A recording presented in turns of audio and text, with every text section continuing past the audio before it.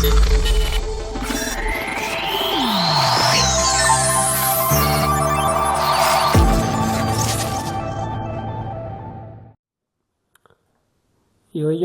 akkam jirtu maatiin akkaawuntiingii tiipsii kanaan dura qabiyyeewwan akkaawuntiingii ijji wal qabatan sooftuweerii fi akkasumallee egziit egzaamii barattoota eebbifamtoota gargaaruudhaa fi qabiyyeewwan garaagaraa irratti waliin hojjechaa turuun keenya ni yaadatama. Guyyaa irraa kaasee immoo iskiilii hundi keessan baay'ee nagaafachaa turtanii fi baay'ee barbaaddan Microsoft Excel guyyaa 14 keessatti akkaataa kamiin akka hojjechuu dandeessan irratti walii wajjin hojjenna jechuudha. Qabiyyeen koorsii kana mooroof biyya keenya keessatti biizinasii biyya keenya keessatti jiran irratti fookas ta'ee kan hojjetame waan ta'eef hamma dhuma sagantaa keenyaatti nu hordofaan afeerraa keenya hamma dhumaatti nu wajjin ta'a. Toleegaa koorsiin kun waa'ee leenjii kana leenjiin kun Microsoft Excel beginnerii yookaan immoo jalqabdoota homaa hin beeknerraa waan kan barannerraa jalqaasee hanga advanced level practical skill irratti xiyyeeffachuun afaan oromootiin kan qophaa'e waan ta'eef hamma dhuma sagantaa keenyaatti nu hordofaan isiniin jedha jechuudha. Kaayyoon leenjii kana Excel interface guutuu fi akkasumallee hubachuu formulaa fi functionii hojjechuu business data galchuu fi qindeessuu akkasumallee VAT fi Payroll calculation hojjechuu report financial statement qopheessuu akkasumallee chartii fi dashboard uumuu business automation system ijaaruu jechuudha. Kaayyoowwan kana qabannee waan deemnuuf guyyaa 14 gidduutti Excel akka dandeessaniif waan hunda keenyaa isin gargaara waan ta'eef hamma dhumaatti nu wajjin turaan affeerraa keenya. Leenjiin kun eenyufaa ilaallata eenyufaatu leenji'anii gaariidha kan jedhuu fi tokko barattoonni yuunivarsiitii akkasumallee barattoonni TVET yookaan immoo baalataa'oo akkasumallee hojjettoonni mootummaas ta'e miti mootummaa akkaawuntaantonni ogeessonni faayinaansii abbootiin qabeenyaa biizinasiiwwan xixiqqoo irraa qabee jiran interpreneeronni akkasumallee office worker gaafa jennu mootummaas kan dhuunfaarras jechuudha. Kanaafiyyuu Excel guyyaa 14 keessatti nu wajjin baradhaa jennee isin afeerra jechuudha. Egaa qabiyyeen leenjii kana guyyaa 14 keessatti maal leenjitu kan jedhu walii wajjin ilaallaa. Day 1 yookaan immoo guyyaa jalqabaa irratti Excel interface baranna jechuudha.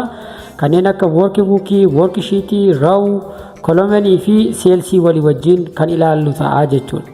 Akkasumallee guyyaa lammaffaa irratti kan nuti walii wajjin ilaallu data entry jechuudha. Formatting sales keenya format gochuu, currency keenya gara Itoophiyaa biriitti, gara doolaariitti, gara currency garaagaraatti jijjiirree data keenya bareechuudha jechuudha. Akkasumallee guyyaa sadaffaa irratti sum average fi mean maximum ilaalla jechuudha. Formulaawwan garaagaraa fayyadamnee ilaalla jechuudha. Day 4 keessatti relative akkasumallee absolute reference kan jedhaman jiru jechuudha. Relative reference fi absolute reference maal akka ta'an walii wajjin ilaalla. Example garaagaraa fudhanna jechuudha. Practical VAT Calculation Ethiopia keessatti VAT Calculation example fudhannee guyyaa arfaffaa irratti walii wajjin ilaalla jechuudha. Sagantaan keenya akkuma hubatti jira. Guyyaa shanaffaa irratti sorting filtering business data walii wajjin ilaalla jechuudha. Sorti gochuu akkasumas filter gochuu calaluu akkasumallee qulqulleessuu walii wajjin ilaalla jechuudha. Guyyaa ja'affaa irratti conditional formatii walii wajjin ilaalla. Conditional formatii maal jechuu akka ta'e maal fa'aa akka hojjetu walii wajjin ilaalla jechuudha. Guyyaa torbaffaa irratti chartii fi data visualization chartii illee akkasumallee data keenya bifa bareedaa ta'een visualize gochuu bifa nama hawwatuun qopheessuu yaalla jechuudha. Akkasumallee guyyaa 8ffaa irratti logical functioning if fi nested if walii wajjin fayyadamna. Logical functioning warra jedhan formulaawwan logical functioning walii wajjin fayyadamna. Guyyaa 9ffaa irratti lookup functioning fi VLOOKUP practical business example. Lookup warra jedhaman jiru. H lookup fi VLOOKUP, vertical lookup fi horizontal lookup warra jedhaman jiru. Data keessatti isaan kun maal hojjetu kan jedhu walii wajjin ilaalla jechuudha. Guyyaa 10ffaa irratti text function proper upper lower trim warra jedhaman jiru. Warra kana akkaataa kamiin fakkeenyaaf gidduu data keenya yoo blankiin jiraate yookaan immoo information nuti hin barbaanne yoo jiraate akkamittiin dhawansiifnaa qubee loweriidhaan jiru akkamitti appirii goonaa lowerii appirii immoo lowerii akkamitti akka goonu walii wajjin ilaalla jechuudha. Guyyaa 11ffaa irratti date function today akkamitti guyyaa har'aa galchina days akkamitti galchina indi date akkamitti galchina kan jedhu walii wajjin ilaalla. Fakkeenyaaf loonii gaafa calculation goonu akkaataa kamiin galchina kan jedhu walii wajjin ilaalla. Guyyaa 12 irratti data validation fi drop down list walii wajjin hojjenna jechuudha. Data validation fi drop down list walii wajjin hojjenna jechuudha. Hayyee guyyaa 13 irra geenyee jirra. Pivot table fi data analysis akkaataa kamiin akka hojjennu namni hundumtuu addunyaa dijitaalii keessatti akkasumallee biyyi keenya illee amma dijitaal Itoophiyaa jettee 2030 irratti namni hundumtuu data ofiisaatiin akka hojjechuu danda'u waan hundumaa beekuu akka danda'u irratti xiyyeeffattee waan jirtuuf pivot table fi data analysis akkamittiin data keenya xiinxalla kan jedhu walii wajjin ilaalla. Guyyaa 14 irratti final project walii wajjin fudhannee ilaalla. Business dashboard creation akkasumallee akkaataa kamiin dashboard bareedaa akka uumnu walii wajjin ilaalla jechuudha. So sagantaa guyyaa 14ti. Tooftaalee maal faa fayyadamne baranna kan jedhuuf concept based ni baranna.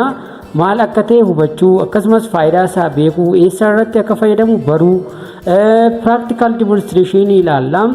Excel banuu akkasumallee hojiitti jijjiiruu formulaa barreessuu data galchuu result ilaaluu fi akkasumallee real business case fudhanna jechuudha. Payroll Itoophiyaa keessatti VAT Calculation Ethiopia keessatti daily revenue track akkamittiin akka galchinu inventory management government office report akkamittiin akka fayyadamnu ilaalla jechuudha. Akkasumallee practical assignment ni qabna formula barreessuu chart uumuu pivot table ijaaruu VAT calculation hojjechuu bifa assignmentiin isinii kennamuu danda'a. Project based sales analysis payroll automation VAT calculation chart fi KPI dashboard uumuu kan of keessaa qabata. Tooftaalee kanaaf kana fakkaatanii fi kanneen biroo baay'ee of keessatti waan qabatuuf hammadhuma leenjii kanatti akka hordoftan isin jenna. Sagantaan kun yeroo inni turuu danda'u tootaalii guyyoota walitti fufoo 14 turuu danda'a jechuudha. Sagantaan keenya tootaalii learning hours keenya koorsii kana xumuruudhaaf sa'aatii 28 hanga sa'aatii 35 nutti fudhachuu danda'a. Average daily learning keenya sa'aatii 1 walakkaadha amma sa'aatii 2 walakkaa nutti fudhachuu danda'a. Akkaataa sa'aatii keenya range goonee walii wajjin itti fudhachuudha. Recommended practice time yeroon keenya yeroo nuti recommend goonu walumaa gala minimum 30 minutes additional self practice tokkoon barataadha tokko leenjiidha. Daqiiqaa 30 fudhatee akka practice godhu ni gargaara jechuudha.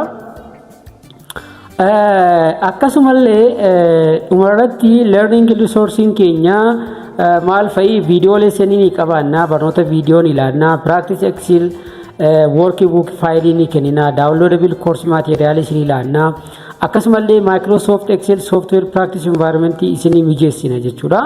Sagantaan keenya walumaa gala guyyaa 14 gidduutti Excel akkamittiin akka hojjechuu dandeessan irratti xiyyeeffata. Waan hordofanii guddaaf galatooma maatii accounting tipsii telegramiidhaan youtubeidhaan akkasumallee tiktokidhaan akka hordoftan isin affeerraa guddaa galatooma yeroo turtii gaarii isin hawwina guyyaa borii tokko jennee kan guyyaa jalqabaa walii wajjin ilaalla ammasitti nagaan tura.